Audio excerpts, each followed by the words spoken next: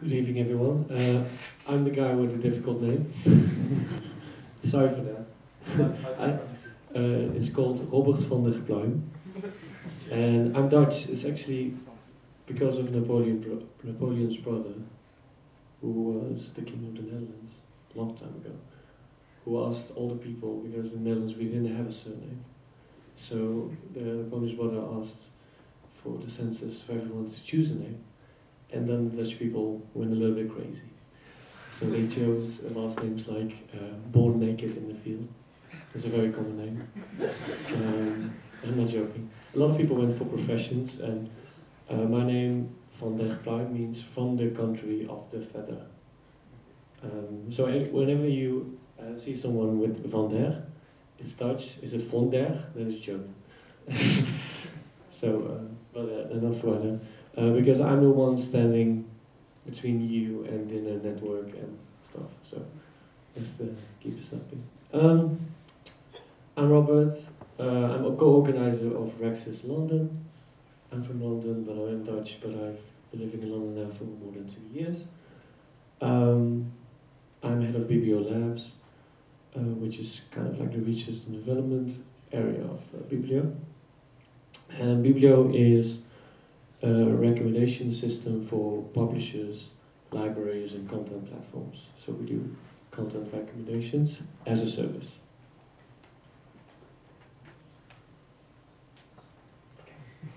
I think I should just use this. Cool. So the online publisher library of course platform is our client, and then we've built up a modular system. So when I talk to data scientists, they always, which I'm not, by the way, but when I talk to a data scientist, they always tells me like, oh, you're building all your recommender systems as separate products. It's going to bite you in the long run when you try to create hybrids. But we did it for a very specific reason. Talking about Google today, I wanted to mention it. I was laughing when somebody showed, one of the speakers showed how the Google search rank is being produced, looking at the user and what they're searching for this. Now today it seemed that they also did some unfair stuff, that they promoted their own content more than other people's content, so they got a very big fine when it comes to antitrust. So again, the reason I'm telling you this is that we separated all our recommender systems because we care about transparency and control. So we want to make sure that everything is humanly explainable to end users, like, what are we doing here? And not like 25 different things are going on trying to promote something. So that's why we are building, for now, we're building all the recommenders. Very simple in a way and very separate. And every publisher can connect to every API endpoint. They push the content at us, we enrich it, we extract metadata, we use services like IBM Watson, and then they can query our API asking for recommendations back. So Bibblio lives on publishers, libraries, of course, platforms, websites. They can drop a widget on their website, so that we can get interaction data back. We don't drop cookies on people's websites. Which I do know is quite popular with some of you guys here in the room. But I think especially for our current setup, there's a lot of pushback. So what we do is that we do track the interaction with the widget itself, but we don't follow people around. Which limits the data, I know, but it's again part of the transparency, the control, and the trustworthiness of people who push out quality content, have students as end users or librarians that really want to make sure that everything is can be trusted. So yeah, the end users. So how does this look like? This is, for example, a publisher in London called The Day. They do current affairs for schools and colleges. So you're looking at an article, and then you have related articles beneath. They are pulling these articles from an API endpoint we magically call semantic similarity, but it's basically just a TF-IDF recommender. Right? So people are smiling like, or people I can hear the crowd responding like, oh, that's not very intelligent, but it's quite cool to see how a lot of publishers and audience of publishers respond well to just showing something similar to the content they're looking at, because they are used to other experiences where they totally lost control. Like, I'm seeing stuff that's, I don't get why I'm seeing this. So for us, it was important to start over in a way and to start really simple with a lot of recommend systems. Second one, Canadian Electronic Library, French and English, so that's cool, right? I just mentioned that I spent 4 years having French lessons in high school, and I feel totally lost here when I hear people speak French. I'm annoyed, but maybe I'll work on it. So again, this is refined by Bibblio. What's cool to mention, I guess, is that we only do internal recommendations for now. So we don't distribute other people's content to other people's website. We only do internal recommendations, which our publishers find very cool because it can show evergreen content, valuable content, and can make sure that there's coverage across. One more last example. So we have all the use cases, all the free verticals. This is the course platform. So you follow a course and there's more courses. This is pretty much a little bit more straightforward because there's obviously money to be made by the course platform. But again, they chose for semantic similarity and not for biggest basket size or sell. It's kind of like a new kind of movement in content recommendation, and we're kind of joining the wave. So we had a TF IDF recommend and we thought we were pretty cool. And then we decided it's probably time to also move forward. We could choose whatever. There was a lot of algorithms we discussed, but we chose a local popularity recommender for 3 reasons. The availability of data. I mean, when I always hear my lead data scientists say that you need to be 70% pragmatic and 30% aspirational, and you need to have the data in order to, or the expectancy of data in order to do stuff.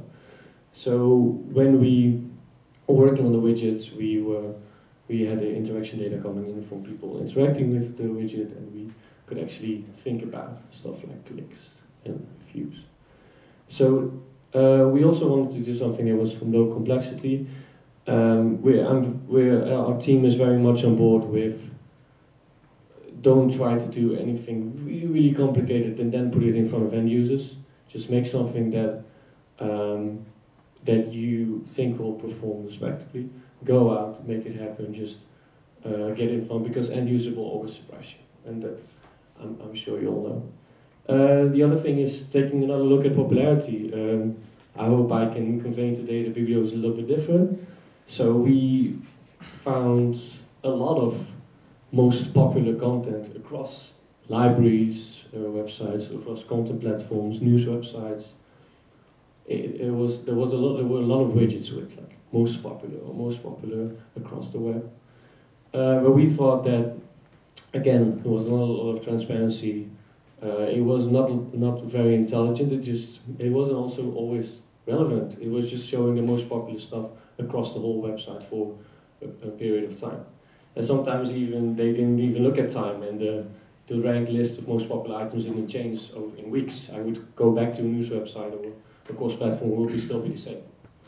So we wanted to take another look at popularity, and for us it meant that we wanted to make sure that we showed for each source item, as we call it, for each article that people are looking at, we wanted to show the most popular results based on that source item. So local popularity, not global. Our popularity widget would show what is the most successful journey from there, or what was the most engaging journey. And we would show it very much focused on the content item people are looking at. Now, what are the challenges? Choosing the metric. And for us, it was also just about availability of data. with the interaction data that came in, we could store click data, and it's not very exciting, but we decided to go for that. And we do know that click data is not a great proxy for engagement or for happiness of the user. It is for engagement if you think about sensationalist headlines and clickbait, and they have a lot of clicks, and it works awesome, because if people can click for sex of celebrities, they will for most of the time. But we wanted to make sure that people didn't. What often happens is if you go to a content item like this, it feels like an empty experience. Apps that make you scroll and click more actually make you. There's research showing that using Facebook a lot makes you sad. It makes you less happy than you were before. So we choose clicks, but again, you need to make sure that you look at the biases you just mentioned. You don't want to decide on the most local popularity recommendations in a certain time period straight off the bat. You want to make sure that at Google today, for example, I went to YouTube and I typed in pandas, because if you think about stuff that people click on, it's pandas and zoos playing. So I searched for pandas, and it showed 5 recommendations of videos that were watched like over 10 million times, all of them. And they were from 2 years ago, 3 years ago, 4 years ago. So it feels like there's something missing there, right? So we need to do better than that. So you need to normalize the data. And you need to look at how often. You need to look at the conversion rate, basically. So that's what we try to do as well. Skill and sparsity. There were some skills questions today already. And for us, it was the challenge to go for a type of local popularity recommender that could train and could learn every single day based on the clicks we were getting in. But we wanted to make sure that we didn't kill our system. And sparsity also has to do like, you have to make sure that you take the time to fight the bias and make sure that you give all the items in the catalog a fair chance, and you want to make sure that you don't get into this positive cycle of showing the most popular content items for a separate item. It's also connected to not being greedy. What happened next, that's also a clickbait headline, what happened next is already what's being mentioned in one of the questions just now, is that we went for multi-unbanded. So yeah, I would just want to take a look at it, because our designer worked very hard on it, and I think it's on camera now, and he would be happy. So we went for multi-unbanded, but we obviously have a gold star problem when it comes to interaction data, and also to make sure that we could handle the scale. We wanted to limit the pool of items, but we wanted to do it in a smart way. So hey, here comes the TF-IDF recommender again. So what we do is that every arm has a limited range. We use a limited pool of items. When we show, like exact data, it changes over time. But we show, let's say, we try to give out like maybe 20%, the top 20% of the potential recommended content based on the TF-IDF scores. So that's how we start with. And it's also very important for us for Bibblio to should always feel relevant. Currently we do one batch update a day. In our company we always say like we update at night, but it doesn't really work that way if you have a Canadian Canadian and a French client. There's no night anymore. Now maybe a little window. So this is basically how we solve the local popularity recommender. So a lot of our widgets have 4 or 5 items they show. We start with the TF-IDF recommender, and the multi-unbanded shows that that we choose, as mentioned in the room here, choose between, or actually find a balance between exploitation and exploration. So at some point you really make sure that within the relevant pool you find stuff that's really engaging, you keep on showing that, you learn, you adapt, but you make sure that you always explore as well, because you don't want to be too greedy. New items come in, and we do think that's very important. Also, we see that, especially on news websites and course platforms, audience behaviors changes. I'm sure that today articles that are more about the history or the development of Google are very popular right now, and you want to make sure that all stuff also reappears. And 2 weeks ago it was Comey and Trump all over the place, and you see that it differs, and you need to adapt. So this is our catchphrase. I'm kind of bummed that I didn't go for make content recommendations great again. I think that's also very cool. But the future comes highly recommended. So we went from having only content data, so we started really to go back to showing people only relevant stuff, and then we decided to go to use the interaction data. And the next step in our roadmap before the end of the year is obviously, well, not obviously, but is using user data. So we have a kind of a problem there, because around 50% of our clients have no information about their users when they come in, and the other 50% do. They have logins, subscription platforms, and we can do a lot more. So the next thing is to really embark on the challenge when it comes to collaborative filtering and making sure that we harness user data as well. Think about personalized homepages, personalized articles, personalized newsletters that we can help our news website and course platforms with. But we want to do the Bibblio way. So it's taking small steps and making sure that we are transparent. So it will be a separate module once again. And we want to make sure there's control, both on the publisher side and on the end user side. Control, one of the control items we have, and one of the filters we have, is obviously on time. So people can determine, like, okay, show me from the last 24 hours, last week or before. We chose to not make that an inherent part of our algorithm, and we chose to make that a filter.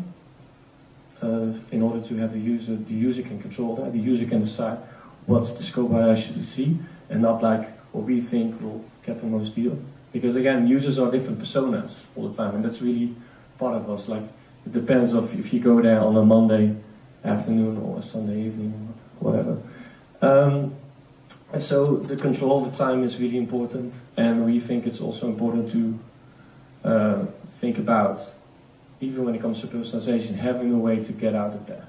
Having a way to say, forget me, I just want to have a clean slate. Just give me something that's now highly relevant, or is based on the audience behavior as a whole, the interaction data, and not the user, not me as a person. Again, for us it's also very important, because next year, again, the EU doing a lot of stuff. Next year there's a new rule for publishers and a lot of internet platforms, obviously, to make sure that users have more control, and users have more insights in where that data goes and how it's used, and they have more rights to be forgotten and to have a clean sheet. It's us breaking with a lot of stuff that has started with personalization and adaptive learning, when platforms really think that by looking at clicks and looking at what people do online, we understand them, and we actually say, we have kind of an idea, but recommendations should be a suggestion, and you should have an interaction with the user. They can tell you who they are at that moment and what they actually need right now.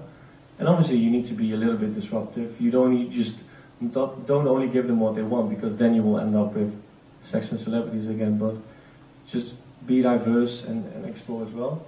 So that's really the story of Bibblio and how we built a local popularity recommender, but we didn't really, because we built a multi-unband system. Thank you.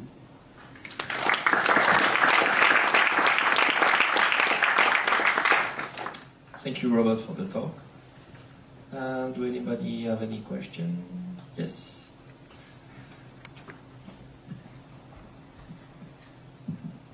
Thank you. Just a quick one. Like it's more business oriented. Like, is the CPM of your impressions like lower than what, for example, Outbrain can give, since like it's only redirect the user to the like an internal page, something like this? Very good question. I love how you make a connection to Outbrain and Taboola. They say they're content recommenders, but they're not really. Because I think today I had a great conversation with the guys at Criteo as well, and I loved how they mentioned that they are working on user-centric metrics, but they're also really transparent as well about what they do. We do online advertising, and Taboola and Outbrain should come out and say they do online advertising and not content recommendations. But let's put it aside. But I think you're right. I mean, for us, we see now with the day, so one of the platforms I just showed, we are now getting 2.8% click rate among suppression. Sorry, 2.8, but in view. So obviously we track like when a lot of our recommendation modules are below the fold. And you know how that works. You often don't get that, but when you get there, it's around 2.8%. News Corp has built their own in-house recommender system, and they're around 1.2%. Again, it's based on, we have to make sure that we use the right recommender for the right audience, I guess. But it's cool to see that the one example I now give for today, these people are subscribers. People who come there, they're engaged in a way, they pay for this service, they expect the news to serve them, they expect the site to serve them. So we basically run the TF-IDF recommender with the time filter, and this gets now 2.8%. And how we communicate to the publisher what our goal is, or how we get measured, how success of Bibblio get measured, is actually churn rate of subscribers. So they actually want to see what happens if you work with discovery experiences like that. What actually happens? Bibblio works in a way that they pay a monthly subscription fee to us based on the amount of content you recommend from and the amount of content recommendations you call. So every display, and yeah, that's the goal. But we get measured based on the churn rate. But again, some customers don't get to the quantitative stuff. They really say, we want 10, 12 users to email us and say it's great, and that's enough for us.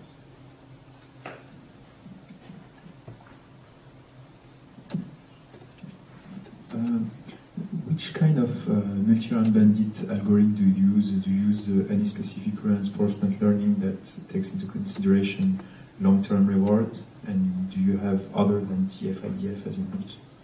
Yeah, the last question I can answer. Yes. We don't at the moment. We only use TF-IDF recommender in the ranking scores in the transfer period, in the learning period. We're now basically running some tests with different tuning, like different setups. So I do know that the one decision we did make, and again I can connect you to my data scientist who can tell you a lot more, but the one decision we did make is that you can also choose to run a multi-on bandit on every position, on every single position, every single display. We didn't choose to do that. So when we had the widget with like 4 or 5 items, there's one multi-on bandit at work. But again, now we're working out in different platforms what works best. So unfortunately, I can't tell you more. Maybe the lead data scientist who's now working can tell you more. I'm really happy to connect you with him. He's really eager to share. So I hope that works for you for now.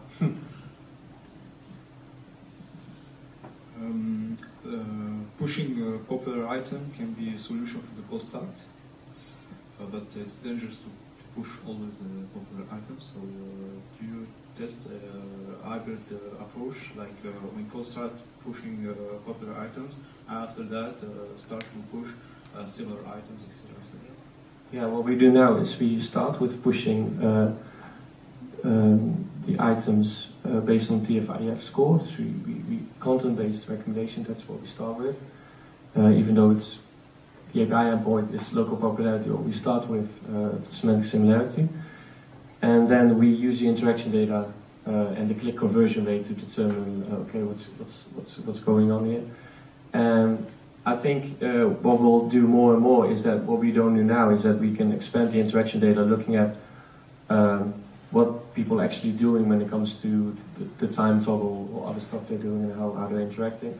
And we're also very much interested in getting more into the user ID and personalization space. And what we also do connected to that is that we want to track successful journeys. And what we mean by that is that we're obviously having a conversation every day what successful means, but we're interested in not only tracking item to item, what's working well, but also like item to a journey, that we can start recommending journeys. We have a lot of stuff we would like to do. It's small steps, but it's also a great learning, and we are really taking the time to reinvent it in a way of rethink it as Bibblio. But it's also, we have to earn the right to do the next thing. At the end of the year, we're going out for Series A. You know how that is. That is a lot of time there. But it's, yeah, Bibblio is just a new partner. Just to give an example, the guys from Kideo told me they're with 3,000 people. We're with 15. So yeah, that's I mean, that's a lot of stuff we would like to do. But I think that's the roadmap to the end of the year, that we go ahead with. Getting more interaction data in, getting the conversation going, but also making sure that we get into the personalization space, or at least the user ID space, and then take this story to investors and see if we earn the right to do the next thing. Thank you. My second question about the speed of your API. Yeah. On average, you have the I also know that, because it's great that our team has Confluence pages where they keep me updated. It's the whole thing. So you first need to push the content items to our API, and we currently process around 25,000 items a day, which means that we ingest them, we send them off to the different services to extract the metadata, and we store it in a knowledge graph. And we could do 25,000 items a day currently. And we, obviously when it comes to the relevancy, we pre-compute. And so we can serve that. I think the latest number is less than 150 milliseconds. So I mean, for us was really important, because we're soon launching a WordPress plugin, and it's not purely promotional, but there's a point that I'm trying to make here, is that a WordPress plugin, yeah. So as a publisher, we noticed that a lot of people just don't want to do the whole integration. They just want to get the plugin on the website, and it does the integration for them. And a lot of people say, like, I don't want to put anything on my site that makes my site slow. But it's great that we have everything happens on our side. But we have set up the streaming architecture, and we're using a lot of stuff that I've seen today here as well that speeds it up. But we're now getting close to really pushing to 100 milliseconds. So again, seeing where we are currently live on people's pages, on the side or below, there's no user ever noticed that